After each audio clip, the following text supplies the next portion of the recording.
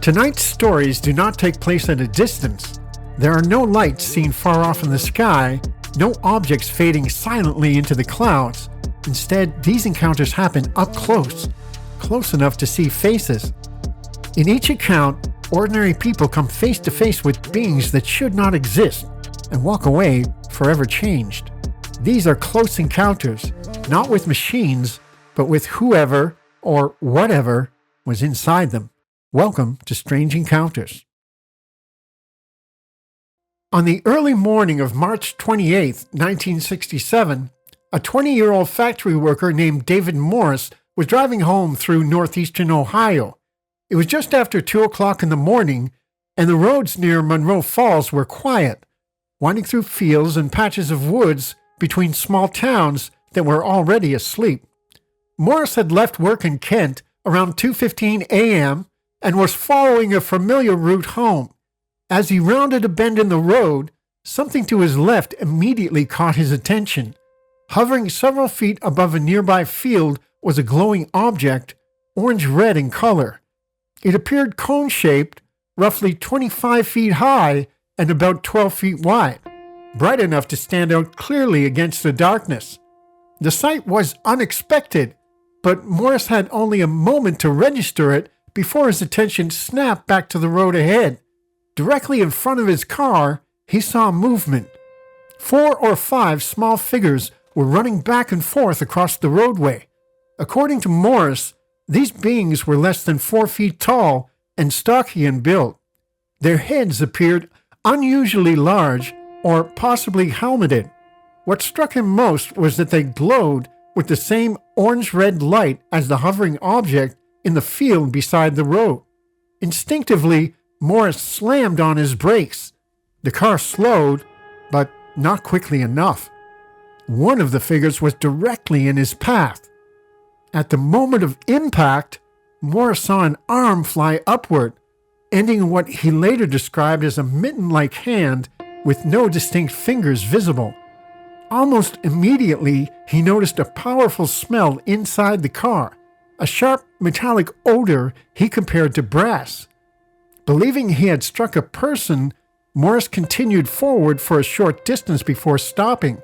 His heart racing, he got out and looked back toward the point of impact. What he saw only deepened his fear. A small group of the glowing beings was clustered around one of their own, apparently the one he had hit. The figures did not resemble children or adults, and in that moment, Morris realized that whatever he had struck was certainly not human. Panicked, he returned to his car and sped away from the area, later saying he burned rubber getting out of there as fast as he could.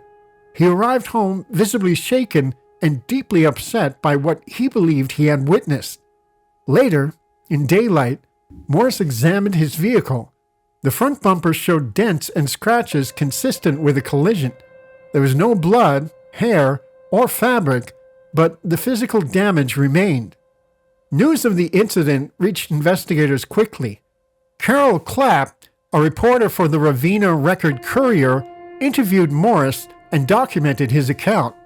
On March 31st, 1967, the newspaper published a story titled, "Worker Says He Saw UFO, Car-Struck Being," bringing the case into public view. The encounter also drew attention from several civilian UFO research organizations active at the time. Investigators associated with the Flying Saucer Investigating Committee in Akron, the Pittsburgh UFO Research Institute, and the Aerial Phenomena Research Organization all reviewed the case. The National Investigations Committee on Aerial Phenomena, known as NICAP, also became involved through follow-up inquiries. This occurred during a period of heightened UFO activity across the United States. The mid-1960s saw a surge in reports involving low-altitude objects, close encounters, and humanoid figures. Ohio, in particular, experienced several unusual cases during this era, making the Monroe Falls incident part of a broader and troubling pattern. Despite the attention it received, no conventional explanation was ever officially attached to the case. There were no reports of experimental aircraft in the area that night, and no known technology of the time could easily account for a hovering luminous object, glowing figures crossing a rural road, or the strong metallic odor described by the witness. Follow-up inquiries continued into the following year. In September of 1968, investigator Roy Wiley conducted a phone interview with NICAP to revisit the incident. The essential details remained unchanged. Morris did not recant his statement, and no new evidence emerged to resolve what he had encountered. Today, the case remains preserved in archival collections such as HUMCAT, a catalog of humanoid encounter reports compiled to document close contact UFO cases. Like many entries, the Monroe Falls incident ends without resolution. What remains is not an explanation, but a moment. A young man driving home in the early hours of the morning, a glowing object hovering silently in a field, small figures crossing an empty road, and a brief, violent collision that left physical marks on a car, but no clear answers behind.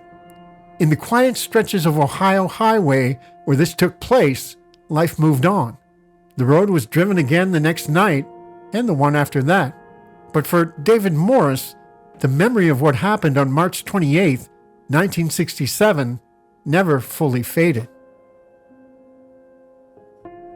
There are places in Appalachia where the land feels older than memory, where hills press close together and small towns sit far enough apart that the night can still swallow sound. Rivesville, West Virginia is one of those places.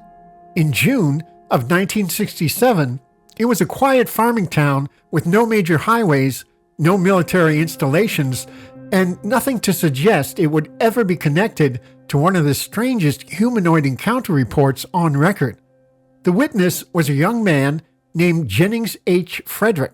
He had just graduated from high school and lived on a farm outside of town, surrounded by fields and long stretches of rural darkness. By all available accounts, Frederick was an ordinary teenager with no known history of seeking attention or public recognition. In the early morning hours of a June night in 1967, at approximately 3 o'clock, Frederick awoke in what he later described as a semi-waking state. He got out of bed, dressed only in his underclothing, and left his house. Without fully realizing why, he walked roughly a quarter mile away from his home and into a nearby field. It was there that he fully woke up. Hovering above the field was a massive object, far larger than anything he had ever seen in the sky. Frederick later described it as being about the size of a football field, suspended at an altitude of roughly 300 feet. The object emitted an intensely bright white light that illuminated the surrounding area, with red and blue lights flashing across its surface. There were no visible wings, no obvious propulsion system, and at first, no sound. Terrified, Frederick turned and ran back toward his house. As he did, the object began to emit a loud buzzing noise. Then, according to Frederick, he received a message that did not come through sound, but directly into his mind. The message told him that the object would return soon. It said the occupants were tired, that they were seeking peace, and that they had been keeping an eye on humanity. It told him that they would communicate again.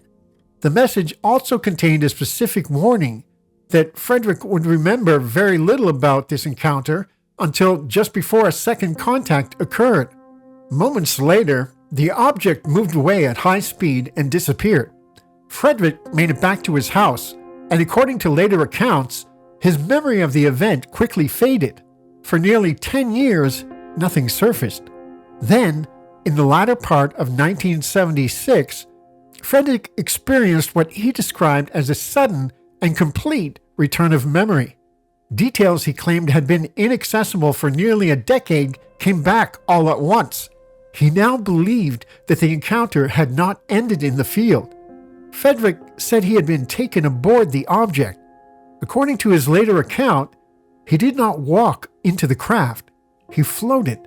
The interior of the object contained no visible light fixtures, yet everything seemed to emit its own glow. The floor was metallic, and the craft itself was between 2 and 2.5 stories tall. Inside, Frederick said he underwent a physical examination, though he was not asked to remove his clothing. Afterward, he encountered a being who identified himself as the captain of the craft. The being told Frederick his name was ZARCON. ZARCON did not walk, but floated roughly 2 feet above the floor. His height fluctuated, somewhere between 7 and 10 feet tall. His skin was described as white, almost snow-like in color. His head was enormous, with no visible nose, only narrow slits for nostrils. His eyes were large and wrap-around in shape, and his ears were pointed. His mouth was a single slit. He wore a long robe that covered his feet, and his arms were long, ending in hands with 4 fingers. ZARCON communicated telepathically, though Frederick reported that as he did so, the being produced a low, mumbling sound. At one point during their interaction, ZARCON's body disappeared entirely, leaving only his head, which then expanded until it was roughly the size of a washing machine or stove. ZARCON told Frederick that he and his people were not physical in the way humans understand physical reality. He claimed they were from a planet located in a region he referred to as Triangus Terrae Epsilon, and that his people had been observing Earth for approximately 20,000 years. At one point, ZARCON opened a window inside the craft, not by touching anything, but by thought alone. Frederick said he was later floated out of the craft in the same manner in which he had entered. After that, the memory once again faded. Frederick's account eventually appeared in UFO research publications in the late 1970s, most notably in a newsletter known as U-Focus, and later in the Humcat Index, a catalog of humanoid encounter reports compiled by UFO researchers. There are no known contemporary newspaper articles, official investigations, or independent witnesses associated with the case. Stories like this exist in a gray space, preserved in archives and retold by researchers, but never fully confirmed. With only a handful of sources and no independent verification, the truth behind what Jennings Frederick experienced remains uncertain. Whether it was an external encounter, an internal experience, or something else entirely is a question that remains unanswered. On the night of March 31st, 1967, Carol Watts had just left his father's farmhouse outside South Wellington, Texas. Watts was 29 years old, a farmer, and familiar with the land. As he drove toward his own property, something caught his attention near an abandoned farmhouse that belonged to his uncle. There was a light where there shouldn't have been one. Concerned that someone might be trespassing, Watts stopped his vehicle roughly 200 feet away and continued on foot. As he moved closer, the light resolved into something far more unusual. Hovering just above the ground was a large gray object. Watts later described it as bullet-shaped, about 100 feet long and 8 to 10 feet in diameter. At its front was a circular light roughly 20 inches across. The object made no obvious attempt to flee as he approached. Watts walked completely around it. He noticed what appeared to be the outline of a hatch along the side of the craft. Acting on impulse, he knocked on it. Almost immediately, a U-shaped door lowered from the hull. He heard the sound of a whirring motor as steps extended down toward the ground. A bluish-white light spilled from inside the opening. Watts stepped closer and looked into the interior of the craft. Inside, he could see what he described as instruments and electronic-type equipment. On the opposite side of the room, mounted about a foot above the floor, was a square panel resembling a map, roughly a yard in size. Moments after the door opened, Watts heard a voice. He did not see anyone, but the voice addressed him directly, calling him by name. It told him that before he could be given a ride in the object, he would need to submit to what it described as a strenuous physical examination. Alarmed, Watts refused. He backed away, returned to his vehicle, and quickly left the area. The object did not pursue him. Within days, Watts reported the incident to local authorities. The case was forwarded through official channels and eventually entered the records of the U.S. Air Force's Project Blue Book. Law enforcement officials and military personnel interviewed Watts, and his account was circulated to investigators, including astronomer J. Allen Hynek, who was serving as a scientific consultant on UFO cases at the time. The story did not remain local for long. United Press International picked it up, and newspapers across the country ran headlines describing a Texas farmer who claimed he had approached a landed flying object and spoken with an unseen intelligence. For a brief moment, Carol Watts became one of the most talked about UFO witnesses in the United States. But as the weeks and months passed, the story became more complicated. Watts later claimed additional sightings and said he had taken photographs of unidentified objects, though these images were never conclusively published or verified. Reports surfaced that he had undergone a lie detector test, which he allegedly failed, a claim that further damaged his credibility, even though such tests were, and still are, far from definitive. Investigators also noted inconsistencies in later statements that did not appear in his earliest reports.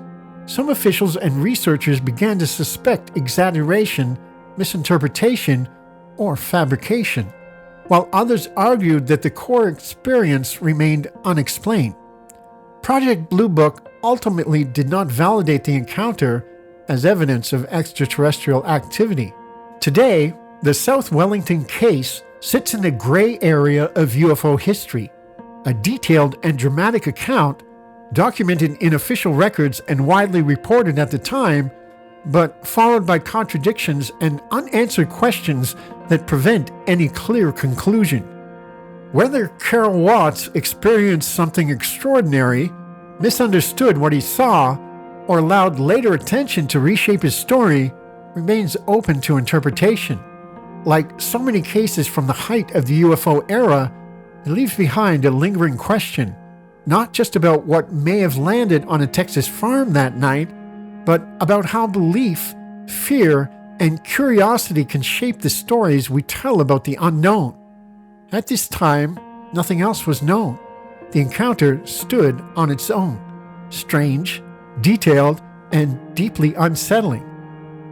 But 11 nights later, Carol Watts would report something very different.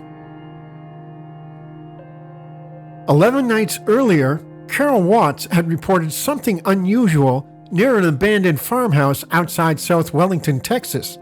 On March 31st, 1967, he claimed to have approached a large, silent object hovering just above the ground. He described a hatch opening, a bluish-white interior, and a mechanical voice that addressed him by name and invited him inside. Alarmed, Watts left the scene and reported the incident to authorities. At the time, the account stood largely on its own, strange but measured. No beings were seen, no physical contact was claimed, and the story, though extraordinary, remained contained. That changed on the night of April 11th. Just after 9:30 p.m., Watts was again driving near the same farmhouse when he noticed a light in the distance. As he approached, his truck suddenly stalled. The engine died. The lights failed. Above the ground ahead of him hovered an object, this one much smaller than the first. Watts described it as cylindrical with a flattened bottom suspended at ground level. This time, the encounter did not stop at observation. Watts reported that 4 occupants emerged and made themselves known. He described them as roughly 4.5 to 5 feet tall, muscular, wearing white coveralls. Their eyes, he said, appeared unusually large and wraparound in shape, with rudimentary ears and noses. Their mouths were narrow and slit-like, and they did not appear to move when the beings communicated. Watts said he was invited inside. Once aboard, he was seated in what he described as a contoured chair. As the object ascended, the chair sank slightly beneath him. After several minutes, there was a noticeable bump, and a door opened into a larger room. There, Watts claimed he was escorted inside and undressed. Small wires were placed across his body while the occupants monitored results on a screen in an adjoining room. During this process, Watts said he noticed a small cube-like device resting on a table. He picked it up and put it into his pocket. According to Watts, one of the occupants noticed the movement, grabbed his arm, and at that moment, he lost consciousness. When he awoke, he found himself back in his truck. The engine was running, the light was gone. In the weeks that followed, the story expanded beyond the encounter itself. By June, a San Antonio artist and hypnotist reportedly began searching the area in connection with the case. Watts underwent multiple hypnotic sessions in an effort to recover additional details. At some point during this period, it was alleged that photographs were taken not only of the object, but of the occupants themselves. Those photographs, if they ever existed, were never publicly verified. As media interest intensified, Watts announced that he would take a polygraph test and release further information afterward. When the test was administered in early 1968, he reportedly failed. Watts later claimed that unidentified men accosted him on his way to the examination and threatened his life, prompting him to deliberately fail the test out of fear. Following the polygraph, the story became national news. Dr. J. Allen Hynek, who had seen copies of the alleged photographs, was unable to determine their origin or authenticity. The identity of the hypnotist involved was never firmly established in official records. Watts later claimed that unidentified individuals harassed him and even fired shots at his home, though these claims were never conclusively substantiated. Project Blue Book did not accept the encounter as evidence of extraterrestrial contact. What remained was a case split cleanly in two. The first encounter, restrained, observational, and reported promptly, had initially drawn serious attention. The second, filled with beings, examinations, hypnosis, and alleged threats, pushed the story into far more controversial territory. Whether Carol Watts experienced a genuine escalation of contact, misunderstood an intense psychological event, or allowed the weight of attention to reshape his narrative remains unresolved.